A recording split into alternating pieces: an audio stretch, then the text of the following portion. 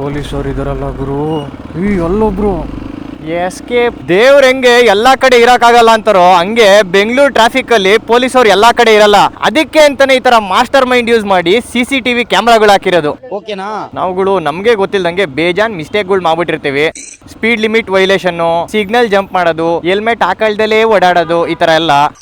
ಈ ತರ ಟೈಮ್ಗಳಲ್ಲಿ CCTV ಕ್ಯಾಮ್ರಾದಲ್ಲಿ capture ಆಗಿ ಟಕಾರ್ ಅಂತ ಫೈನ್ಗಳು ಬಂದಿರುತ್ತೆ. ನಿಮ್ ಗಾಡಿ ಮೇಲೂ ಫೈನ್ ಇರ್ಬೋದು, ಹೇಳಕ್ಕಾಗಲ್ಲ.